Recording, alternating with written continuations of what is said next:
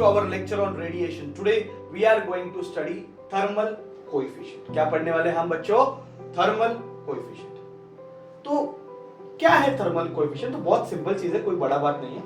एक बॉडी ले लो, देखो एक मस्त अच्छी सी बॉडी ली मैंने, स्फीरिकल बॉडी है, स्फेरिकल बॉडी है, और उसके ऊपर हीट में रेडिएट, मतलब हीट उसके ऊपर इंसिडेंट कर रहा हूं, उसके ऊपर हीट डाल रहा हूं। हीट का सिंबल क्या बताया था, याद करो, Q।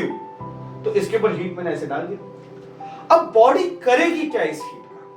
What body will do? It is something similar to light. तो आपको टेंशन लेने का जरूरत नहीं, जैसे लाइट का फिनोमेना वैसे ही है। लाइट का फिनोमेना जैसा ही है, जो हीट रेडिएट किया ना उस बॉडी पे, आप देख सकते हो, उसमें से कुछ पार्ट बॉडी एब्सॉर्ब करती है, ठीक है, कुछ पार्ट बॉडी रिफ्लेक्ट करती है, okay, that is let us से QR, और कुछ ट्रांसमिट कर देगी, लेट अस से QT। तो जो आपने हीट इंसिडेंट किया है बॉडी पे, उस हीट में से बॉडी ने क्या किया, थोड़ी हीट एब्सॉर्ब कर दी, ठीक है, अपने पास रख दी, एब्सॉर्ब कर दी। कितना क्वांटिटी ऑफ हीट एब्सॉर्ब किया, QA। कितना क्वांटिटी ऑफ हीट एब्सॉर्ब किया, QA। कुछ रिफ्लेक्ट कर दी, कितना क्वांटिटी ऑफ रिफ्लेक्ट किया, QR, और कुछ ट्रांसमिट कर दे, दैट इज QT। बराबर है? तो इन कोएफिशिएंट को हमें समझना है।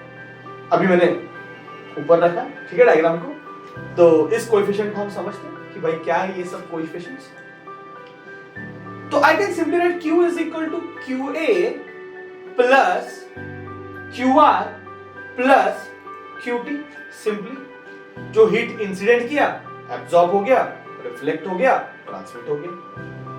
नाउ सबसे पहला टर्म जो हमें समझना है वो है coefficient of absorption, that is A, small a। What is coefficient of absorption? What is coefficient of absorption? It is defined as the quantity of heat absorbed by the body, okay. जो heat उसके ऊपर incident किया हुआ है, उसमें से कितनी quantity उसने एब्सॉर्ब की in a given time upon the quantity of heat incident, उसके ऊपर जो इंसिडेंट किया था, ओके, उसका रेशियो है। मतलब सिंपली जो हीट वो एब्सॉर्ब कर, दैट इज QA, और इंसिडेंट कितना किया, Q। तो A is nothing but equal to QA upon Q। तो ये कोएफिशिएंट ऑफ एब्सॉर्प्शन है। मतलब for example 100 joule of energy मैंने दे दी बॉडी को, और उसमें से 40 उसने एब्सॉर्ब की, 40 जूल, तो 40% उसने एब्सॉर्ब की, तो कोएफिशिएंट क्या रहेगा, 40 अपॉन 100। कितना अमाउंट ऑफ हीट उसने एब्सॉर्ब किया, कितना अमाउंट ऑफ हीट उसने कितना अमाउंट ऑफ हीट उसने एब्सॉर्ब किया अपॉन कितना अमाउंट ऑफ हीट मैंने उसके ऊपर रेडिएट किया था, उनका ratio at the same time, जिस टाइम पे मैंने रेडिएट किया उस टाइम पे उसने कितना एब्सॉर्ब किया, उसका रेशियो अगर मैं फाइंड करूंगा, that is A, coefficient of absorption. ठीक है बच्चों, इसको और भी बोलते हैं, दो नाम मैंने और एक्स्ट्रा दे दिए, इसको एब्सॉर्प्टिविटी बोलते हैं या फिर एब्सॉर्प्शन बोलते हैं। तो एब्सॉर्प्टिविटी या फिर एब्सॉर्प्टेंस, कुछ भी बोल सकते हो। कोएफिशिएंट ऑफ एब्सॉर्प्शन, कोएफिशिएंट मतलब क्या है, अभी ये A की वैल्यू बताएगा कि कितना गुड एब्सॉर्बर है वो बॉडी। अगर A की वैल्यू सोचो, ऐसे एक इमेजिन करो, अगर A की वैल्यू है मतलब बेसिकली, अभी मैं एक काम करता हूँ, लास्ट में बताता हूँ एक बार, क्योंकि आपको मालूम होना चाहिए उसकी रेंज किसके बीच में है। पर अगर A की वैल्यू का परसेंटेज में निकाल रहे हो 70% है, मैं बोलूंगा भाई बॉडी बहुत ज्यादा एब्सॉर्ब कर रही है हीट को, 30% है, मतलब इतना अच्छा है। A की वैल्यू डिसाइड करेगा कि how the body is it a good absorbent, ठीक है। तो कोएफिशिएंट ऑफ एब्सॉर्प्शन उसी को बोलते हैं।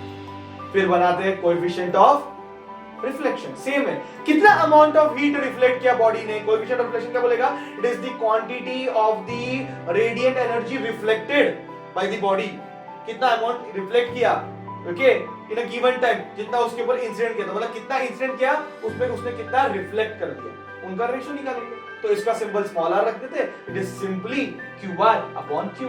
आप देख सकते हो कि कितना अमाउंट ऑफ हीट रिफ्लेक्ट किया अपॉन टोटल हीट। इसको हम रिफ्लेक्टिविटी या फिर रिफ्लेक्टेंस ऐसे बोल सकते हैं, ओके। तो एक्स्ट्रा नाम है, नोट डाउन करके रखो, पॉइंट्स नोट डाउन करके रखो चाहिए तो बहुत। See when I am teaching you have to prepare your own notes, that is very very very very important. Okay, video को पॉज करना, नोट्स बनाना, दैट्स इट। तो कितना अमाउंट ऑफ हीट रिफ्लेक्ट किया अपॉन कितना अमाउंट ऑफ हीट उसके ऊपर incident किया, ओके, रेडिएट हीट कितना इंसिडेंट किया उसके ऊपर कितना उसने रिफ्लेक्ट किया, रेशियो निकालोगे तो आपको स्मॉल r पता चलेगा। और लास्ट कौन सा बता, coefficient of transmission, that is t। अब इसका तो डेफिनेशन आप खुद भी बोल सकते हो। तो coefficient of transmission defined as the quantity of the radiant heat which is transmitted by the body in a given time when, जो भी इंसिडेंट किया उसी टाइम की बात करें, सेम टाइम की बात करें, तो कितना अमाउंट ऑफ हीट उसके ऊपर इंसिडेंट किया और उसमें से उसने कितना ट्रांसमिट किया, और रेशियो फाइंड करेंगे small t is equal to simply qt upon q।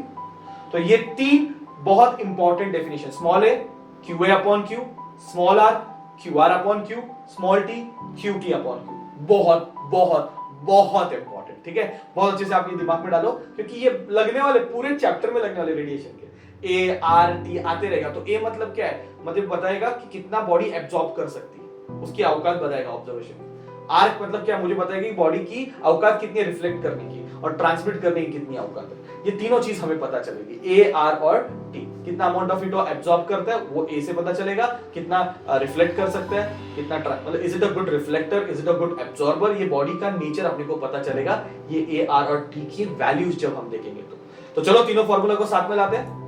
अच्छा, इसको ट्रांसमिटिविटी और ट्रांसमिटेंस बोल सकते हैं, जैसे कि हमने बोला, ठीक है। तीनों फॉर्मूले, एक तो अपने को मिला QA अपॉन Q, दूसरा अपने को मिला A is equal to QR upon Q, और तीसरा हमें मिला QT अपॉन Q।